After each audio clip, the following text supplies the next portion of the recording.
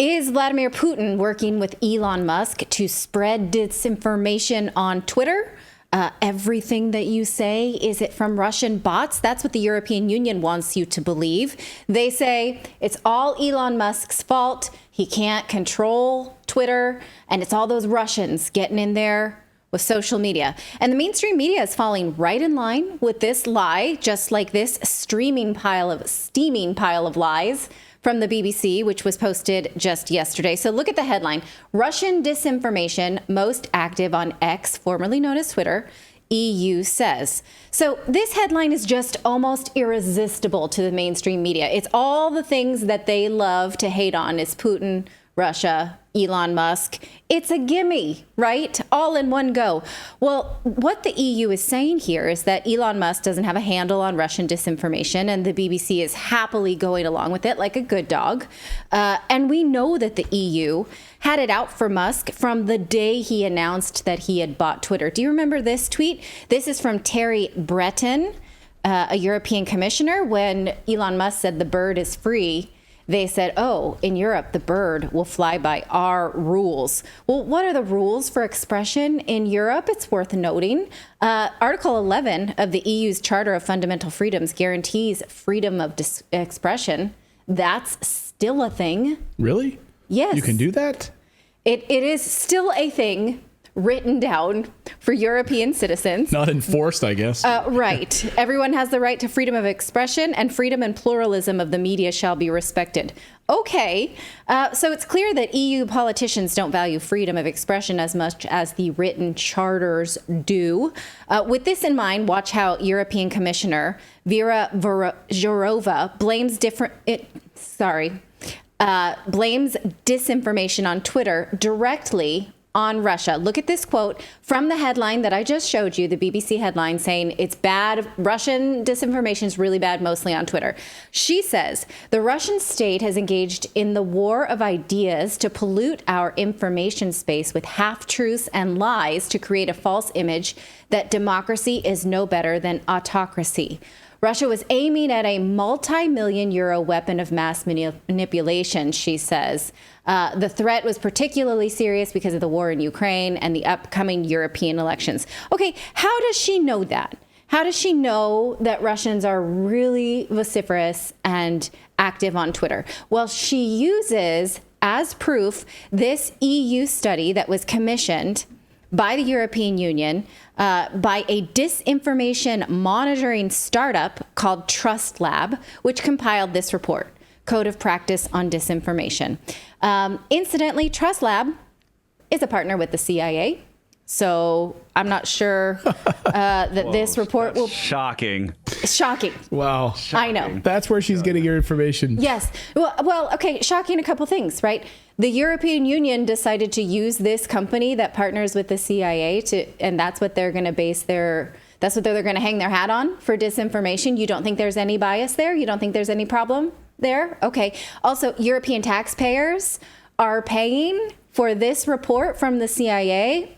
I don't think most Europeans that I speak to, sorry, I have a hair in my mouth. They do not want to be led around by a leash by the United States. I don't think European politicians have got that memo, though, because they're fine to hire this company that has a contract with the CIA. Okay, let's pretend that that's not a bias and just look at what they say, right? Because a lot of times I open these and I was like, well, this? Okay, but you got to read it. You got to see what's there. Let's look at what this study says. It says that they find that misinformation is most discoverable on Twitter. What they mean is, like, can you find it if you search keywords and things like that? And then they give you a ranking versus where you discover it on other social media platforms. Twitter, obviously, having the highest score of discoverability versus Facebook, Instagram, TikTok, and the likes. When are they going to stop calling it Twitter, by the way? I don't know. I mean, I don't know. This report did come out in September this month, so I guess they should. And they're saying that they only studied 3 countries, which was Spain, Poland, and Slovakia. Well, how did they figure this out, that disinformation was very prolific on Twitter? What they did, they tell us, is they took a sampling approach, searching for specific keywords related to current mis- and disinformation topics. Well, they never define those topics, ever. They make us just sort of I was guess. about to ask, what exactly are the topics that are so... All they give us is that, like, topics around COVID in Ukraine. So we are supposed to trust that what they're saying is misinformation, and we never get the keywords. They also say they ranked disinformation actors, but they don't name them. So we don't know what they mean. They just said, trust us, we know what misinformation is, and we found it the most on Twitter. Can they give us a case study?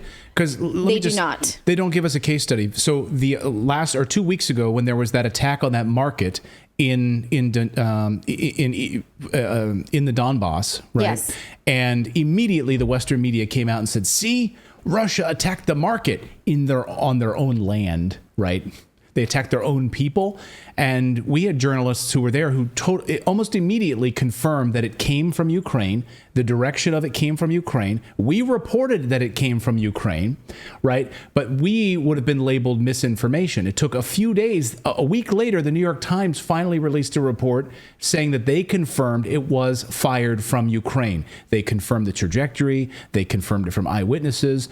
So in that amount of time, they would have probably labeled us as misinformation. And a disinformation actor. Right. Exactly right. So we don't get the search terms. We don't get the parameters at all. We're just supposed to trust that they found it at these rates on Twitter based on their own keywords. Now, that is a bullshit methodology. I have a graduate degree in sociology. I know how to conduct social research. That's not it. You don't hide your methodology. So I'm sorry I cursed, but it's bullshit.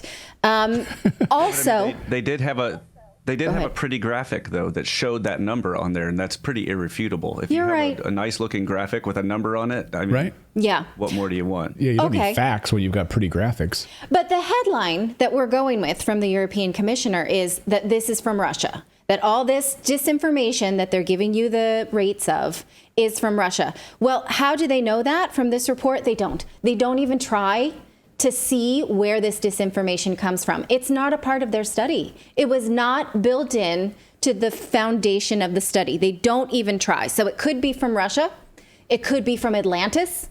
It could be from Washington. I hope it's from Atlantis. Maybe you can give us some information about where Atlantis is. Yes. That would be fantastic. If we can IP trace them, that Yes. would be nice. So the study doesn't even try to find the source of this. So why is this European commissioner saying it's from Russia? She has no data for that. Why is the BBC repeating it? Do you see where I'm going here? They are creating misinformation based on a study about misinformation, and I cannot. So based on a study that's backed by the CIA. right. I mean, let's just pretend it's not. That in and of itself is bad enough, is that they're using the guise of misinformation to perpetuate misinformation. Right. And you know I hate the word misinformation. So let's I don't even know what they mean anymore. What is disinformation, malinformation? They arrested that Right. UK journalist for reporting about Canada, and they called it malinformation. Well, they're What's the using the difference? popularity of this platform of misinformation to tell lies. They don't know that it was from Russia. And in fact, we know from the Twitter files that even when Democrats asked Twitter to give them proof that content that they didn't like was from Russia, Twitter said, we can't find that. We don't see any information that this is Russian-based disinformation. That was before Elon Musk took over. Yes. So that's important to point out that Right. this was not when Elon Musk was in charge. This was under Jack Dorsey's leadership. Right. So journalist Matt Taibbi reported on this because he saw internal communication from Twitter saying, we can't give you what you want, American politician. We know you want to say that this is from Russia. We can't find it. So what did those Congress members do? They went and made it up. They found a source that was not reliable, and they went to the media with it anyway. Remember this report from Matt Taibbi. Matt, before you go real quick, what happened when Twitter said, oh, well, we can't identify Russian bots. We can't identify that this was actually Russian disinformation. That's not what we're finding. Then what did they do to pressure Twitter? Well, the usual means is they would go to their friends in the corporate press, and Twitter would be hammered by mainstream press organizations who would say basically Twitter is not doing enough to combat foreign interference. As you know, because you were reporting on it at the time, Congressman Devin Nunes got an extraordinary amount of abuse because it was claimed that the hashtag release the memo was boosted by Russian bots. But we now know, based on stuff that we've seen internally in these emails, that there were no Russian bots, that Twitter was actually telling senators like Richard Blumenthal, don't do it, you're going to look foolish, and they did it anyway. And when they didn't get what they wanted, they went to CNN, the New York Times, Washington Post, and they got stories manufactured against Twitter. Okay, so what we are seeing now in the EU is a carbon copy of that playbook. Is this like, let's make it up.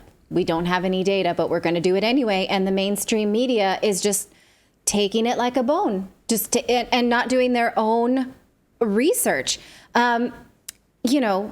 So what they're telling us is, this is Russian information because I'm telling you, because we commissioned a study, but don't read it yourself. Now, one more problem I have with this Trust Lab story, I mean, so many, but worth highlighting, is that they don't give us this list of keyword topics. So they could have searched natural immunity for all we know. And right now, we should collectively agree that natural immunity is a great way to protect yourself against COVID, right?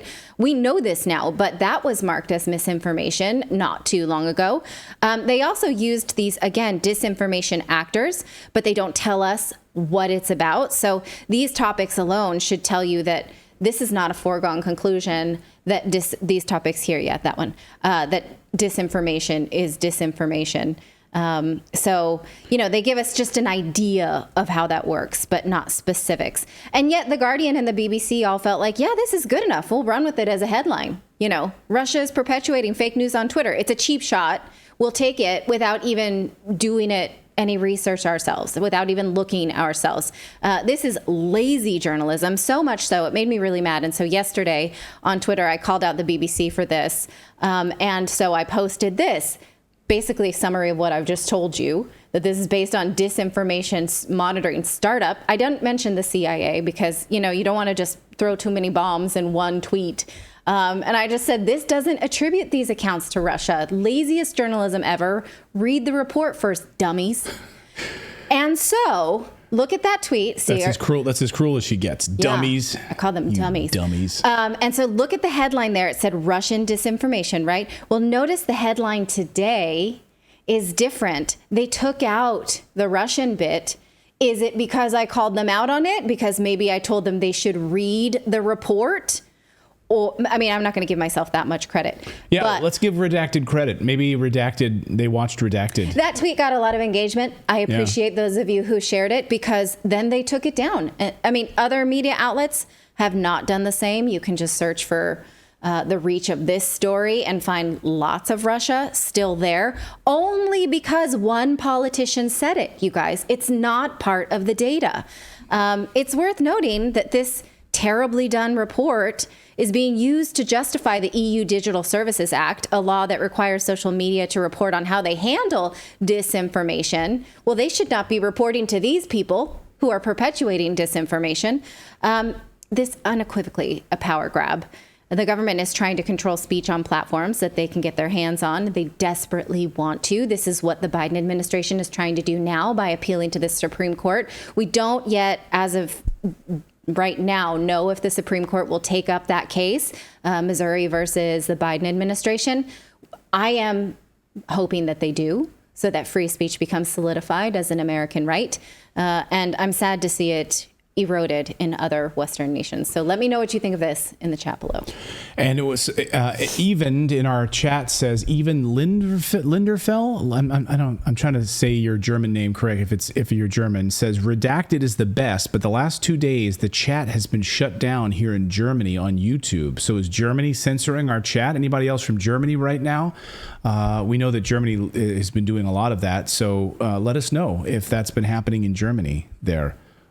Very interesting. let us know. Thank you so much for watching this segment here at Redacted. We are live every day at 4 p.m. Eastern Time, trying to share the stories that the mainstream media will not cover. You should also come over and join our community of Redacted Rebels over at redacted.inc. That's our private locals community where we can share exclusive content that we simply cannot share here on YouTube. Come over and join the rebellion together right now by going to redacted.inc. We'll see you next time.